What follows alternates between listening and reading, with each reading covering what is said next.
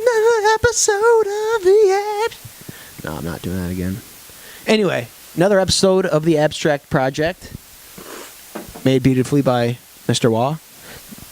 Except that's in the... But that's besides the point. Jonders, Mr. Waugh to my right.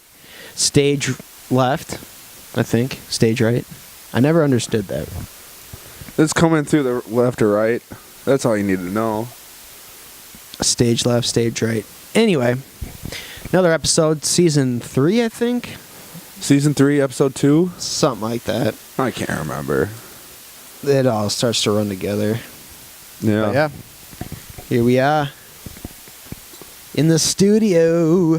So we watched a documentary last night, didn't we? Of one of our favorite rappers. Yeah. Hip-hop artists. Yeah. Poets. Eyedea, just... Philosophizer. Philosophizer? Is that even a word? Yeah. I don't think so. Well, he's a philosopher. He is a philosopher. And he philosophizes. Okay. I guess I'll take it. It was called "The World Has No Idea," and of course, "idea" is a play on the word. Where? Idea. Yeah. Obviously. Where was the? Is that an HBO? Netflix? No, it was done by. I can't remember the guy's name, but he just wanted to do it because he liked ideas so much, and I rented it off Amazon. Oh, really? Yeah. It's on Amazon. Yeah, it was like $3 on Amazon to rent. So I was like, fuck it. I love Idea. Let's fucking watch this. And it was definitely worth it. Yeah, it was dope. There's some times, I think where they shot from like a different location, like they were shooting through like a computer because the volume wasn't very great. But that's all right. It's all right. It did its job. Yeah, especially those two dudes sitting in the room. Yeah, that was when it was probably its worst. But otherwise, it was great. Slug, just the straight car interview with Slug. Yeah, that was dope. Driving through Minneapolis. Yeah, what surprised you the most about it? I don't know. I kind of knew. I mean, I don't know. Like, I guess I kind of already knew like how he died and everything, but probably how he impacted everybody. I didn't know he had such a great influence.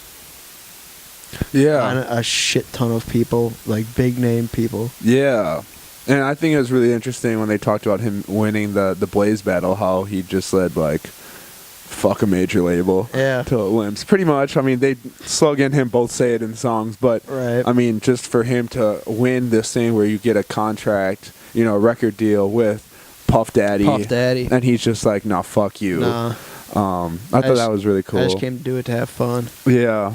Dude, he's unreal at freestyling. He's unreal at freestyling. He's unreal as a poet. Yeah. Like, just the way he forms ideas with words is so insane. Did they ever say how he got his name? Maybe that's how he got his name. Maybe that is how he got his name. No, they didn't talk about how he came up with his name. They did think they were going to have other names. I was going to say, probably have to talk to... He did have a lot of names, other than just Eyedea, but I probably have to sit down and talk to him about that one. Yeah. Yeah, that's probably something that very few, if not no one. Yeah. You know what I mean? Like him and maybe abilities. Yeah. I mean, it was funny when they were talking about their names for their band they were coming out with. Like, shit, what was I can't remember all of them, but I don't remember. I don't fucking know. Yeah. Well, I thought it was really cool how it was punk band. No, not the punk band. Oh. I thought that was fucking dope. Yeah. I don't think I ever knew he was in a punk band until after last night. Really? Yeah. Carbon Carousel, really good. Face Candy is, I like the idea of Face Candy more than I actually like Face Candy, if that makes sense. Why is that? What was Face Candy supposed to be about? Well, isn't that just like some jazzy Well, Face Candy was basically... So they made an album together, but when they went out and performed, it would just be like them playing music and him freestyling over it. So it would never be the same. So people are coming to this show thinking, hey, I'm going to learn, like, get a message out of this, or I'm going to, thinking like they're going to hear some pre-written material. Was that his idea the whole time? That was his idea for Face Candy, yeah. That's why. That's I think when they were going into talking about him and Face Candy, I think after Face Candy he was getting those like death threats and everything. I couldn't believe he was getting so many death threats. Yeah, for music, for like art, for just doing like making something. I read on. So take this with a grain of salt, but I was reading YouTube comments today because I was just all I did was listen to By the Throat and The Many Faces of Oliver Hart, and in the comments this guy was like, yeah, him and his mom had to get conceal and carry because of all the death threats. And I thought he mentioned something about that in the video. They might have. I can't remember, but I was like, damn. That is crazy because that goes definitely against what he's all about. Yeah, I was going to say, because in one of his songs, he says something about... fuck, I don't know. I listened to so many of his songs today, I don't even remember which song it was, but he says something about carrying a gun because it's the right, but he doesn't like the idea. I don't fucking remember. Yeah, I mean, like, just listening to his music, like, it's very liberal. And, guns are definitely not a liberal thing. To the majority. I mean, sure, there are liberals that are okay with guns. But in majority, they want, stricter gun control. And, but he is like, just listen to his music, just talks about, like, how he believed capitalism was, failing. A lot of his songs is about how capitalism is, failing and putting more people in poverty than it is actually building people up. That's probably because he was born in poverty. Well, I mean... Not poverty, but... Yeah, I mean, it was just his experience. Right. That's what I meant. Yeah. Kinda. Yeah, I mean, everyone has different experiences in life, and, him growing up, single mom, It'd be kind of cool to have all your friends move in with you, though. Yeah, his mom just let them all move in. That was pretty dope, and Ability is like, yeah, I'm going to move in. Yeah, that'd be fucking sick. That would be sick. I mean, I guess I got to live with a lot of my friends, like, through college and everything. That was pretty dope, but... when you're younger, it's like a 24-hour sleepover. I don't say that kind of sucked though, not having a real family to like.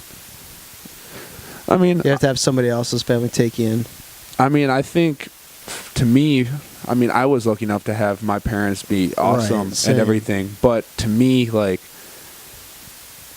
I believe your family is who you make it. I don't think it's a guaranteed thing. So, like, if my parents were, turn out to be some fucking idiots, and I'd feel okay with just cutting them out of my life.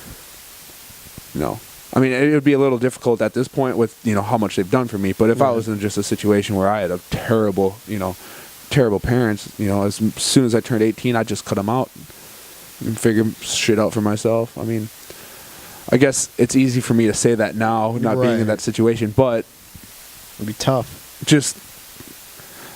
I just truly believe family should empower you and help you. So if they're not doing that, then, find your own family,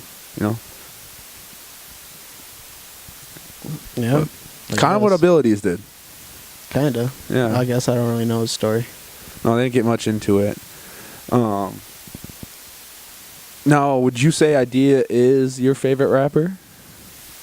Probably not my favorite. All right. Eyedea's top 5. Who would be in there? Slug. I probably put Atmosphere up there. Mm-hmm. Absol. These are my favorites. No, I'm not talking about best. Like, there's a difference. About my favorites. Yeah, there's a difference between best rappers and favorite rappers. Like, I'm talking about my favorites. Okay. Yeah. Not in any particular order. Absol, Atmosphere, Kid Cudi, Lupe Fiasco, and Eyedea and Abilities. Yeah. I guess I share. A$AP Rock's in there too, but.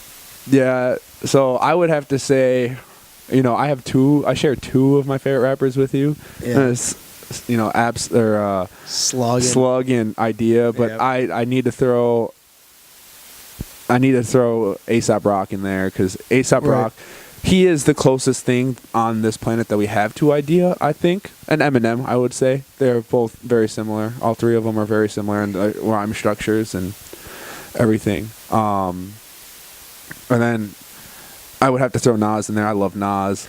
I would have put Nas in one of the best. Yeah, I would put him in the best too, but he's not, also. Yeah, I hear you. Yeah, Nas. And I don't know who would be a fifth one for me. That's hard. Because. Some grime rap.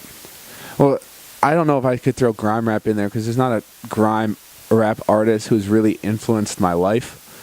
And my favorite rappers have all influenced my life in some way. Right, same. And grime's new to me, and it's kind of new to the scene. It's only a couple years old, maybe like 10 years old. So there's not much I can go about that. But I don't know. I would probably have to say. And this is gonna sound lame, but Tupac. Yeah, it's pretty lame. That is kind of lame, but pretty lame. I do really enjoy Tupac. I'm a Biggie fan. I know you are over Tupac, but we won't get into that. But I'm just saying strictly like influence, like the way I think, the way I view the world. Like they have all changed how I view the world in one way or the other. So I'd probably say those 5 are my favorite rappers. Solid pick. But only picks. one of them was able to just quit rapping and start a dope-ass punk band. That is true. Yeah, and he is pretty fucking good. I mean, I feel like, I don't know, you put his lyrics and the way he just spoke and, like, sang / rapped, like, he basically, I mean... You could mistake By the Throat as a punk album probably could in some songs, not all of them, but some songs you'd be like, wow, this is actually like. But for real, like he just would rap over the fucking sick ass punk beat or like the guitars, drums, and he would like scream, and dude, that shit was dark. I loved it. Yeah, it was super dark. What I really enjoyed about it is, like, to me, punk is supposed to be raw. Like, it's not supposed to sound like super, for sure, like mastered or anything. Yeah. It's supposed to sound raw. It's supposed to have like the cracks. It's supposed to have like the screeches. Like, that's what makes it punk rock. And listening to Carbon Carousel, like, it has that, and then his voice is screeching in some of the songs because he's yelling, and then he goes into like rapping. Yeah, like he goes from like singing, screaming, rapping, all in one song. I'm just like, this is incredible. I just wish that they only have one album, and I wish they were able to make more. It's like a half an hour long. Yeah, it's not even that long. I think it's 26 minutes or something. Yeah, something. By the Throat is like a half hour. Yeah, and it's stupid. It just sucks because if you look at his, we're being selfish though. We are being selfish, but still. But if you just look at like Eyedea's list of music, like. What he left us with is, Many Faces of Oliver Hart, Firstborn, Eyedea, By the Throat, and then you have his Face Candy, and then Carbon Carousel, and then he was on other projects, and there were like things that aren't as big as those things that came out in the very beginning. But if you compare his library to like Slug's library, like Slug has hundreds of songs, and Eyedea just has so much less. Right. But I almost like. Well, Slug said in the video, it took like him 50 to 100 times to write that one song, that one story he's looking for, and it only took Mike Lart. It only took Eyedea one, and he got jealous and happy and pissed all at the same time. Yeah, and that's exactly kind of what you're saying. Yeah, I just wish that they were able to like make more though. You're right. Like, because like just listening to him talk, it's just or rap. It's just I love his voice. Me too. I love his missing tooth or his cracked chipped tooth. Yeah, his chipped tooth and his gap in his 2 front teeth. Yeah. Yeah, like he was. I was listening to Oliver Hart today, and Weird Side came on.